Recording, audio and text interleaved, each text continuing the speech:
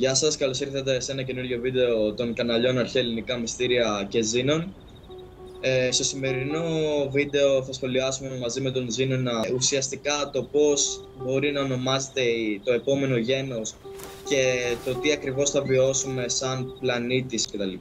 Θέλουμε να σας απολογηθούμε διότι έχουμε να ανεβάσουμε αρκετό καιρό βίντεο στα κανάλια μας. Νομίζω ο Γιώργος έχει να ανεβάσει 3 μήνες, εγώ έχω πάρα πολύ καιρό. Και ουσιαστικά αυτό μέσα στον χρόνο, θεωρώ, και στον επόμενο χρόνο κυρίως, θα δείτε πολλά περισσότερα βίντεο με καλύτερο περιεχόμενο και edit και τα λοιπά, με μεγαλύτερα κανάλια από εμάς και διαφορετικού είδους βίντεο.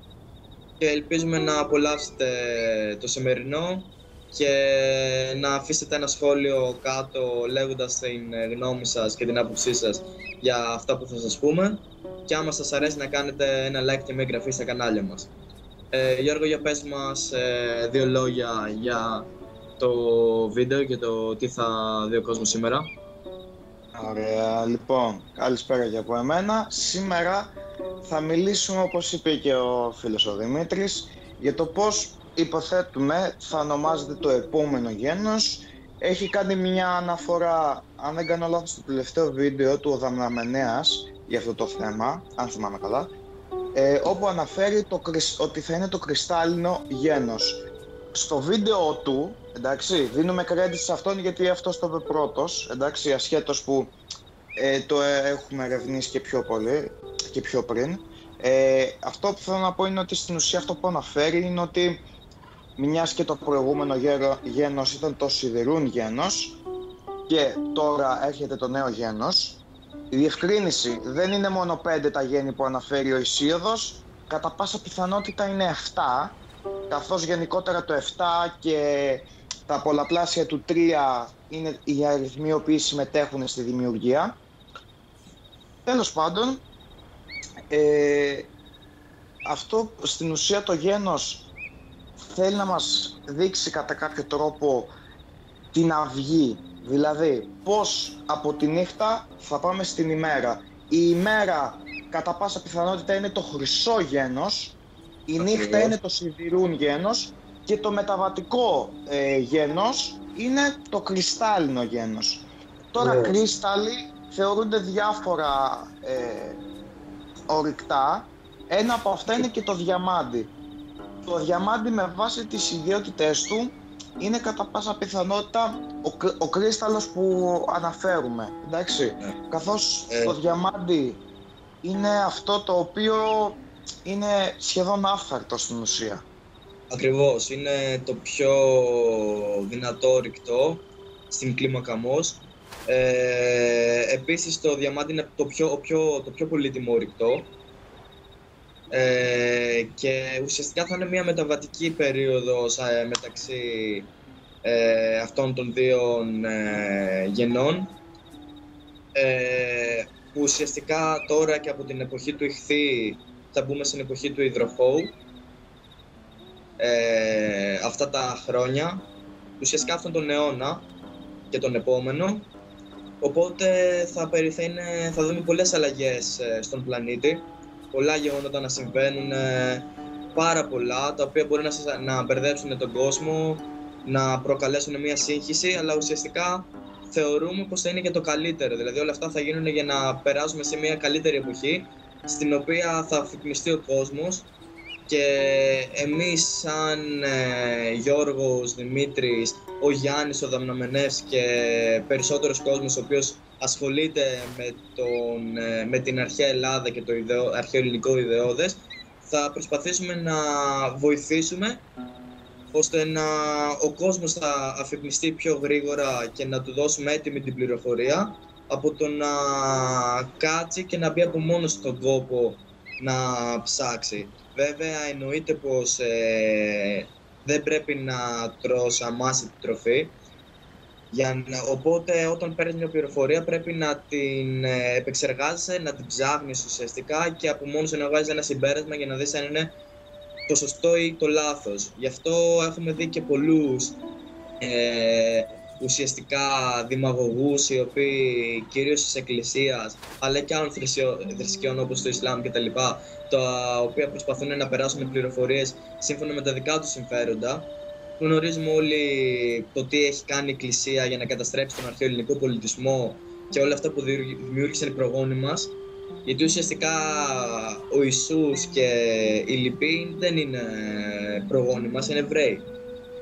Οπότε είναι σαν να ακυρώνουμε αυτούς που πέθαναν για να ζήσουμε εμείς σήμερα έτσι όπως ζούμε εδώ στην χώρα μας και τους ακυρώνουμε και παίρνουμε κάποιους οι οποίοι έζησαν στη Μέση Ανατολή, κάτω στις Συρίες και τα λοιπά, στις Παλαιστίνες και στο Ισραήλ. Τους παίρνουμε αυτούς και λέμε όπα, ξέρω εγώ, στον Λεωνίδα και στον Περικλή, λέμε όπα αδερφέ, δεν μας κάνεις εσύ πλέον, πήραμε τους καινούριους. Οπότε εμείς προσπαθούμε να δώσουμε την πληροφορία την οποία έχουμε πάρει μέσω χρόνιας έρευνας και να τη δώσουμε σε εσάς ώστε να την επεξεργαστείτε και να δείτε ποιο είναι το σωστό. Σωστά. Στην ουσία, με λίγα λόγια, αυτή κιόλας θα λέγαμε πως είναι η μετάβαση. Αυτή τη μετάβαση τη βιώνουμε κάθε χρόνο, άμα παρατηρήσει και ο κόσμος κιόλας, όλο και πιο έντονη είναι η μετάβαση που γίνεται. Σκεφτείτε ότι πόσα χρόνια έχουν περάσει από τη βιομηχανική επανάσταση, ούτε εγώ ξέρω πόσα χρόνια, εντάξει. Πόσοι άνθρωποι... 50. Κάπου εκεί, ναι. Σκεφτείτε, τόσα, ωραία, κάπου αυτά τα χρόνια. Χρόνο προς χρόνο, κάθε φορά υπήρχαν και περισσότερες αλλαγές. Δηλαδή, το 1980 δεν υπήρχε η ιδέα του να έχω το κινητό μαζί μου. Και να βλέπω την πληροφορία. Ναι. Μετά από λίγα χρόνια, στην ουσία αυτό που μπορούσες να κάνεις είναι να πάρεις μόνο τηλέφωνο και μετά από άλλα 10 χρόνια μπορούσες να έχεις έναν φορητό υπολογιστή μαζί σου ανώτερο από κάθε άλλον υπολογιστή πριν από 10 και 20 χρόνια. Οπότε αυτό είναι στην ουσία αυτό που παίρνει ο υδροχόος και γενικότερα αυτό που γίνεται είναι γενικότερα ως ζώδιο και όλα συμβολίζει και πάρα πολύ, επειδή είναι ζώδιο του αέρος, συμβολίζει πάρα πολύ αυτό και την λογική, κυρίως την πρακτική λογική και όλη αυτή τη δράση η οποία θα μας βοηθήσει πρακτικά και εν μέρει και πνευματικά, καθώς έρχεται και ένα πολύ δυνατό γένος όπως φαίνεται. Πολλοί λένε ότι το 2027 θα υπάρξει μια αλλαγή μεγάλη. Τώρα το πώς έχουμε βγει σε αυτά τα συμπεράσματα, μπαίνουμε σε πολύ βαθιά μυσταγωγικά πράγματα μπορεί να έχουμε και εξηγήσει σε προηγούμενα σχετικά. Ναι. Ναι, σωστός. Με τεχνικές ύπνωσης, με διαλογισμό, με πράγματα πιο περίπλοκα που ένας αμύητος, ένας δεσμότης δηλαδή, δεν θα μπορεί να τα καταλάβει και θα θεωρεί πως έχεις βγει από το τρελοκομείο, ξέρω εγώ, ή κάτι τέτοιο. Όμως δεν είναι ότι ο κάθε άνθρωπος είναι χαζός, είναι πιο χαμηλά σε IQ κτλ. Το θέμα είναι ότι ο κόσμος δεν θέλει να καταλάβει την αλήθεια. Δεν είναι ότι δεν μπορεί να την καταλάβει. Δηλαδή παίρνουν την πληροφορία από κάποιους άλλους και λένε αυτό είναι σωστό, εμένα με βολεύει αυτό. Και δεν ψάχνουν περισσότερο. Δηλαδή εμείς δεν είναι ότι είμαστε πιο έξυπνοι. Απλά εμείς, πώς να σου το πω, και ψάχνουμε την αλήθεια, ψάξαμε την αλήθεια. Δηλαδή δεν είναι ότι μια μέρα ξυπνήσαμε τώρα στον ύπνο μας και λέμε τα μάθαμε όλα. Δηλαδή προσπαθήσαμε να τα μάθουμε, διαβάσαμε, κάναμε διαλογισμό, περιπλανηθήκαμε, είναι πολλά πράγματα. Όχι μόνο εμείς, πολλοί κόσμος. Το οποίο και μπορεί να μην είναι στο ίντερνετ και θεωρώ πως αυτή την εποχή, όχι θεωρώ, είναι σίγουρο, στην καινούργια εποχή θα υπάρχουν και πολλά άτομα όπως υπήρχαν και σε αυτή την εποχή του ηχθή και στις προηγούμενες, τα οποία θα παίξουν σημαντικό ρόλο ουσιαστικά για τη μετάβαση, το οποίο αν μου επιτρέψεις ουσιαστικά θα το ονομάσω σαν διαμάντια, αφού από τη στιγμή θα μπούμε στην εποχή την κρυστάλλινη εποχή και πιο συγκεκριμένα είπαμε αναφέρουμε το διαμάντι, θα πω ουσιαστικά ότι θα είναι κάποιοι άνθρωποι οι οποίοι θα λειτουργήσουν σαν διαμάντι, δηλαδή θα δίνουν πληροφορία και θα παίξουν σημαντικό ρόλο στα γεγονότα τα οποία θα συμβούν στα επόμενα χρόνια. Αλλά, υπάρχει ένα αλλά. Όπως είπαμε, είναι μια μεταβατική περίοδος και γνωρίζουμε πως ένα διαμάντι καταστρέφεται από ένα άλλο διαμάντι. Δεν μπορείς να καταστρέψεις το διαμάντι με γυαλί ή με κάτι άλλο. Πρέπει το διαμάντι από τη φύση καταστρέφεται από ένα άλλο διαμάντι. Οπότε θα βγουν κάποιοι άλλοι άνθρωποι στη συνέχεια, οι οποίοι είτε θα ακυρώσουν τους προηγούμενους, είτε θα δώσουν περισσότερες πληροφορίες, θα είναι περισσότερο αφυπνισμένοι, δεν ξέρω κι εγώ τι, και ουσιαστικά θα οδηγηθούμε στην εποχή του Χρυσού, η οποία θα είναι μια εποχή αυγής, ένα γένος της αυγής, που ελπίζουμε ο κόσμος θα είναι αφυπνισμένος τότε και δεν θα βλέπουμε τις τραγωδίες που βλέπουμε τώρα. Βγαίνουμε έξω και βλέπεις τον κόσμο να κάνει παράλογο. Κάτσε να σου το εξηγήσω. Παράλογο να. Πες. Είναι παράλογο. Ουσιαστικά να διαμαρτύρεται για πράγματα τα οποία δεν βγάζουν νόημα. Έτσι, δηλαδή βλέπουμε τώρα διαμαρτύρονται γιατί δεν υπάρχουν δύο φύλλα, αρσενικό και φιλικό, υπάρχουν 102 φύλλα. Εντάξει, δηλαδή άμα το σκεφτείς είσαι χαζός δηλαδή. Είσαι ανόητος άμα θεωρείς ότι είναι η φύση, δεν γίνεται να απορρίψεις τη φύση. Ποιος είσαι εσύ για να έρθεις ποιος είσαι να έρθεις μετά από πόσα εκατομμύρια χρόνια για να ακυρώσεις αυτό το γεγονός. Δεν θα το ακυρώσεις εσύ. Δεν γίνεται δηλαδή αυτό. Είναι ανόητοι αυτοί οι άνθρωποι. Τους θεωρώ χαζούς. Είναι διότι εν μέρη, όπως αναφέρεται, καθώς μπορούμε να καταλάβουμε μια δύναμη στην ουσία του σύμπαντος, όπου μεταφράζονται σε θεοί στην ελληνική μυσταγωγία, μέσω των μύθων, μέσω των ορφικών ύμνων. Στον ορφικό ύμνο της Νεμέσεως αναφέρεται πως τιμωρείται ο άνθρωπος ο οποίος έχει τη λάθος πρόθεση, όχι τη λάθος ορμή, γιατί η ορμή εξαρτάται από την πρόθεσή σου αν θα μεταφραστεί σε καλό ή σε κακό. Αυτό σημαίνει ότι και αυτοί οι άνθρωποι το ίδιο πράγμα κάνουν. Κάθονται και κάνουν ανόητους και παράλογους λογισμούς, οι οποίοι στην ουσία επικεντρώνονται πάρα πολύ στο συναίσθημα και όχι στο υψηλοδονούμενο προφανώς συναίσθημα, αλλά στο συναίσθημα του κάνω ό,τι με βολεύει και κάνω αυτό για να μην με πειράξει.